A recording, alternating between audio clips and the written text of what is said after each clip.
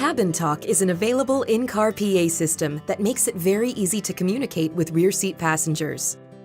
Touch the CabinTalk app on the display audio home screen to mute the audio so you can talk to rear seat passengers through their headphones. And because the Elite trim has third-row speakers, CabinTalk will also play through them.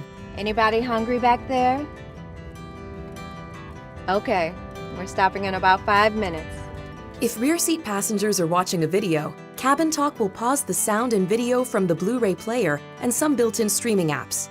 It will not pause the video if the source is external, like a connected HDMI device or flash drive, but it will mute the audio. And conveniently, there's a CabinTalk app on the touchscreen when Cabin Watch is activated, so you can quickly activate the CabinTalk feature. To turn CabinTalk off, just tap the home or back buttons.